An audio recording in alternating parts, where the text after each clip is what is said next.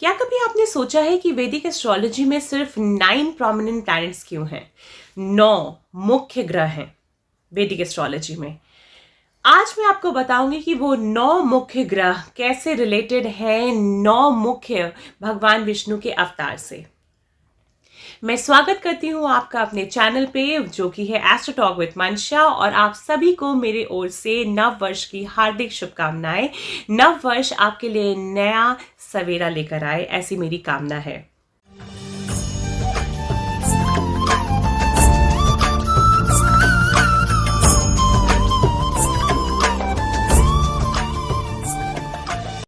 सबसे पहले बात करते हैं पहले ग्रह के बारे में। जो कि पहला ग्रह है वैदिक एस्ट्रोलॉजी में है, वो है सूर्य ग्रह। और सूर्य ग्रह कैसे रिलेटेड है? भगवान श्री राम के अवतार से। भगवान श्री राम में वो सारी क्वालिटीज हैं जो कि भगवान सूर्य में भी रिप्रेजेंट करती हैं। अगर आपके चार्ट में सूर्य अफेक्टेड है या फिर आप सूर्य के चलते कोई चीज़ अचीव नहीं कर पा रहे हैं, क्योंकि सूर्य चार्ट में बहुत ज़्यादा स्ट्रांग होना चाहिए।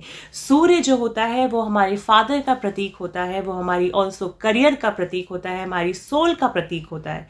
तो सूर्य का स्ट्रांग होना बहुत ज़रूरी है। आपको लगता है कि आप किसी कारण सूर्य के कमज़ोर होने के कारण कुंडली में अपनी चीज़ें लाइफ में अचीव नहीं कर पा रहे हैं, अपनी करियर में तरक्की नहीं पा रहे हैं, और आपके करियर में भी रुकावटें आ रही हैं, तो आप श्री राम की आराधना कर सकते हैं। एक श्री राम का बहुत ही अच्छा मंत्र है जो मैं आपको बताना चाहूँगी।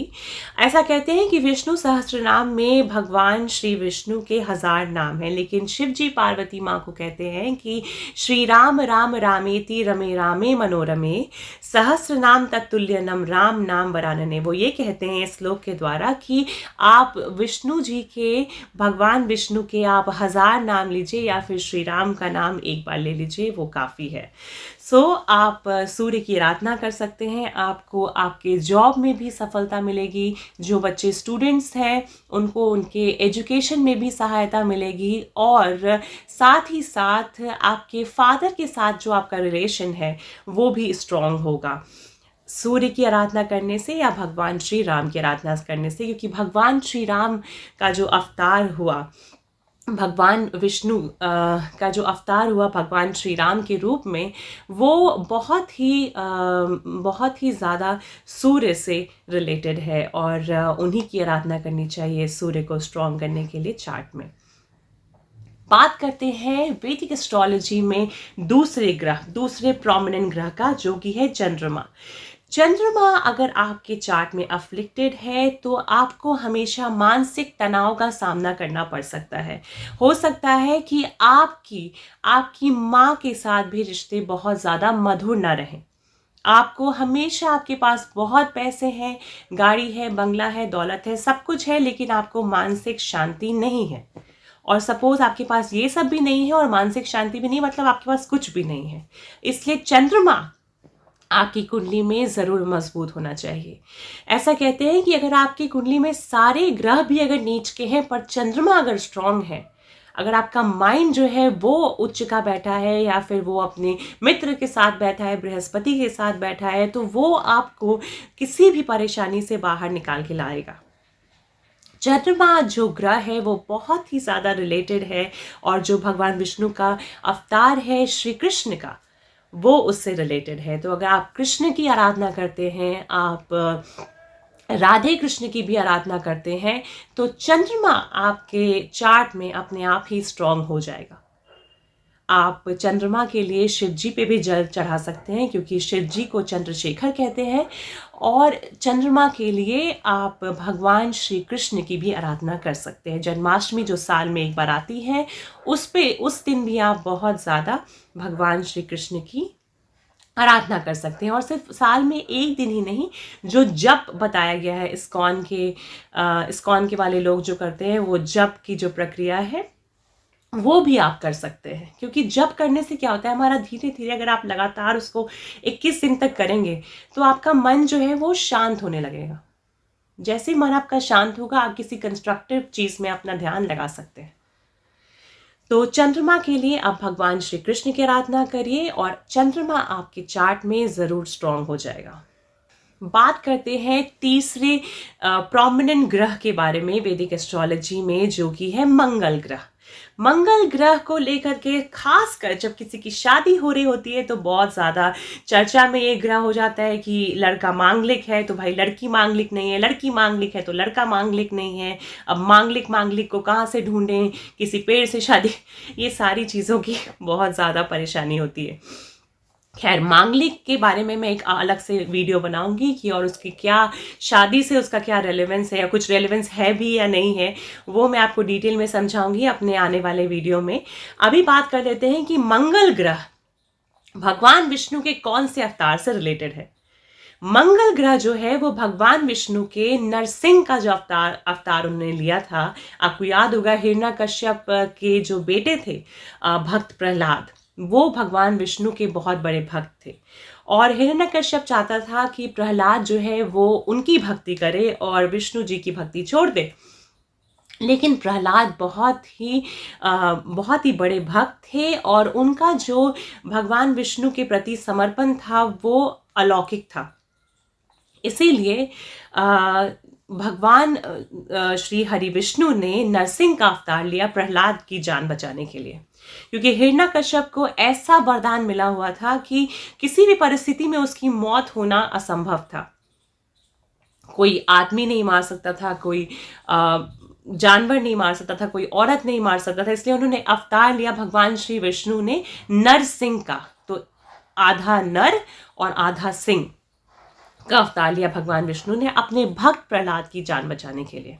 इसीलिए अगर आपकी चार्ट में मंगल ग्रह आपका जो है वो अफ्लिक्टेड है तो आपको आराधना करनी चाहिए भगवान श्री विष्णु के अवतार नरसिंह का। जय लक्ष्मी नरसिंह बोलना चाहिए और जय लक्ष्मी नरसिंह की पूजा करनी चाहिए। आपका मंगल ग्रह जो है वो स्ट्रांग हो जाएगा। और मंगल जब खराब होता है तो इंसान के लाइफ में क्या होता है कि वो अननेसेसरी की बातों पे झगड़ा करता है। उसके झगड़ा करने का लेवल भी जो होता है वो बहुत नीचे हो जाता है। मतलब वो एकदम स्ट्रीट फाइट के लेवल पे लड़ाई करने लगते हैं। उसके भाई बहनों के साथ संबंध है वो बहुत खराब हो जाते हैं।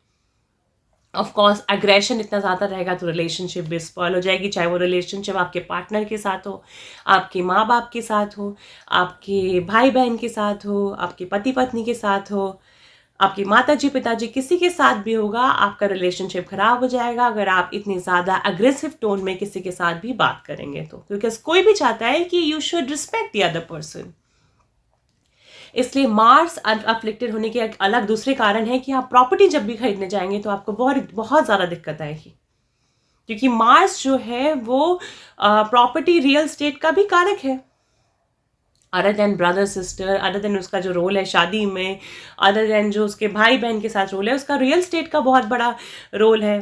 करेज, आपका करेज जो सही जगह दिखानी चाहिए वो आप नहीं दिखा पाएंगे।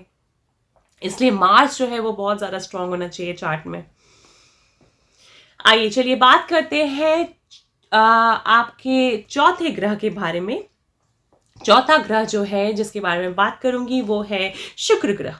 शुक्र ग्रह बेसिकली शादी के लिए देखते हैं कि आपके पास कितनी ज़्यादा लाइफ में लग्जरी रहने वाली है, कितनी ज़्यादा आपके लाइफ में वेल्थ हो सकते हैं और आप कौन सी ऐसी चीज़ है जो आपको बहुत ज़्यादा खुशी प्रदान करती है। Because Venus is also about happiness, our romantic experience in life.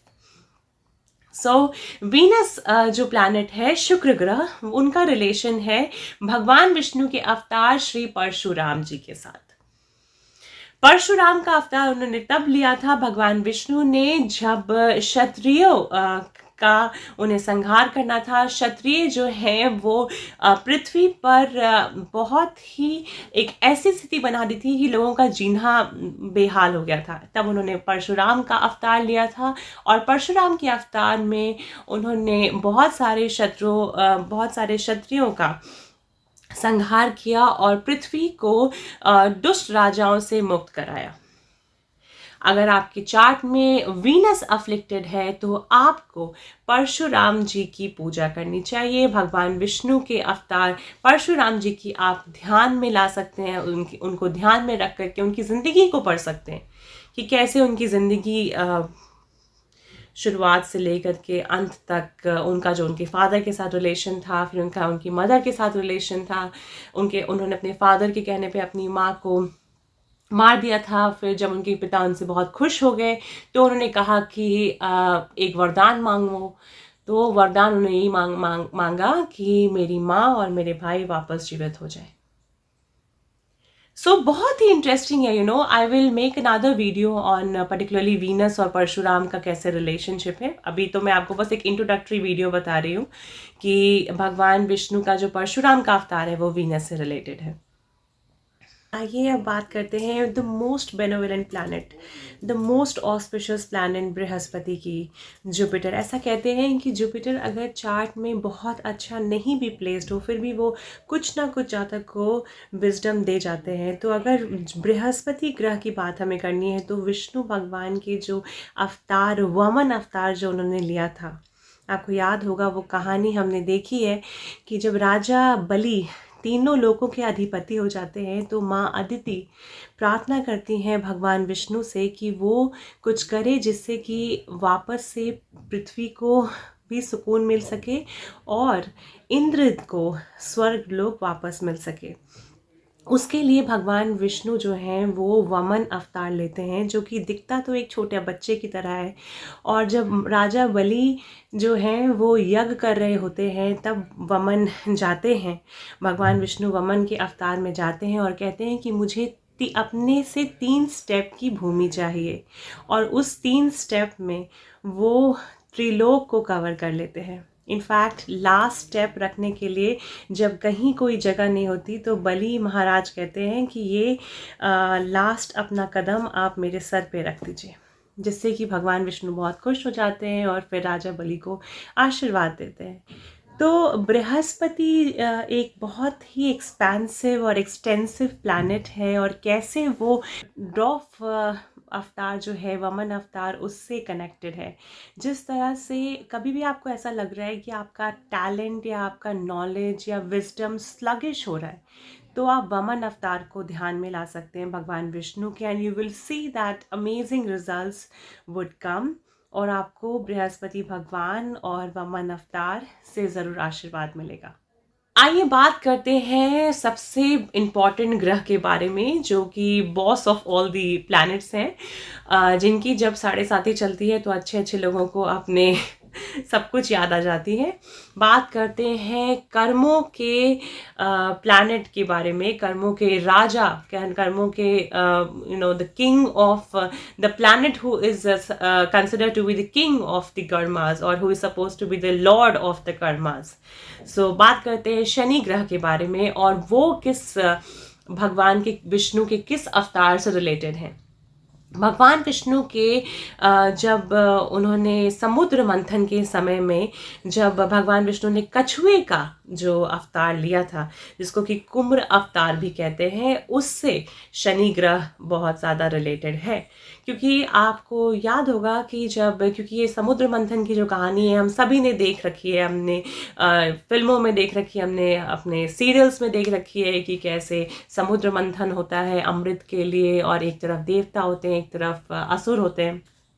तो और एक बीच में उसमें पर्वत होता है। तो लेकिन वो जो पर्वत जिस चीज़ पर टिका होता है, मंदार पर्वत जो जिस पर्टिकुलर स्टैचू पे वो टिका होता है, वो कोई स्टैचू बल्कि नहीं होता है, बल्कि वो सिर्फ भगवान विष्णु का जो कछुए का अवतार है, जो कुम्र अवतार है, उस पे टिका होता है।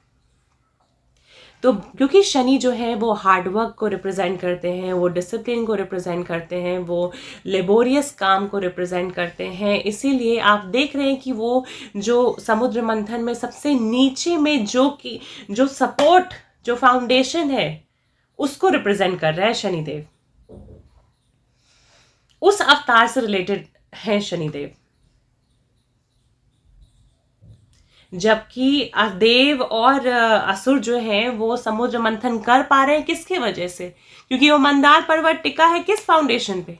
कुम्भ अवतार पर, भगवान विष्णु के। तो वैसे ही आपकी कोई भी रिजल्ट, आपकी कोई भी तरक्की, आपकी लाइफ का कोई भी पॉजिटिव आउटकम किस चीज पर टिका है? हार्ड वर्क पे, परसिवरेंस पे, पेशेंस पे। अगर आप ये हार्ड वर्क, पेशेंस, परसिवरेंस रखने को नहीं तैयार हैं तो कोई भी फाउंडेशन ही आपका वीक है। इसीलिए अगर आप चाहते हैं कि लाइफ में आपको सफलता मिले, लाइफ में आप आगे बढ़ते रहें और आपका फाउंडेशन हमेशा स्ट्रांग हो, कि कभी भी कुछ गड़बड़ भी हो जाए लाइफ में तो पूरी बिल्डिंग ध्वस्त ना हो जाए। क्योंकि अगर फाउंडेशन, नींव जो है वो किसी बिल्डिंग की स्ट्रांग होती है तो वो बिल्डिंग गिरता नहीं है। बिल्डिंग बड़े से बड़े भूकंप को भी बर्दाश्त कर लेता है। थोड़ी बहुत क्रैक्स आते हैं जिनको आप रिपेयर कर सकते हैं। तो शनि ग्रह को स्ट्रॉन्ग करने के लिए आप भगवान विष्णु के जो कुम्भ अवतार है उसका ध्यान कर सकते हैं और आप शनि देव को स्ट्रॉन्ग कर सकते हैं। आप कर्म कर सकते हैं, जैसा भगवान श्री कृष्ण ने कहा है गीता में कि आप कर्म करिए और फल की चिंता मत कीजिए। वही श्री कृष्ण का भी मंत्र है और वही शनिदेव का भी मंत्र है। आइए बात करते हैं वैदिक एस्ट्रोलॉजी में बहुत ही इम्पॉर्टेंट ग्रह के बारे में, जो कि है राहु और केतु ग्रह। राहु और केतु का मैं नाम साथ में ले रही हूं क्योंकि वो हमेशा एक दूसरे के आमने सामने रहते हैं। बिना एक दूसरे के एक की कल्पना नहीं की जा सकती। राहु और केतु को नोड्स कहते हैं और south node and north node of the moon ये हमेशा साथ साथ ही चलते हैं। तो राहु को स्ट्रॉन्ग करने के लिए चार्ट में आप भगवान विष्णु के जो वराह अवतार, जब उन्होंने वराह अवतार लिया था, जब पृथ्वी जो है वो जल में जल के प्रभाव से और इतना ज़्यादा जलमग्न होने वाला था, तो पृथ्वी को उन्होंने वराह अवतार लेकर के बचाया था। उसी तरह से राहु को आप अपने चार्ट में स्ट्रॉन्ग कर सकते हैं भगवान विष्णु के वराह अवतार से सीख लेकर के। जो भगवान विष्णु का वराह अवतार है वो राहु से रिलेटेड है। आइए बात करते हैं केतु ग्रह के बारे में। केतु ग्रह जो है वो भगवान विष्णु के मत्स्य अवतार से रिलेटेड है।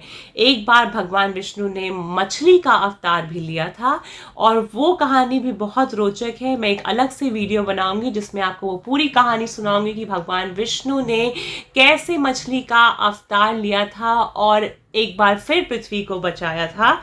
और वो जो मछली का अवतार है वही प्लैनेट केतु का रिलेशनशिप बताता है।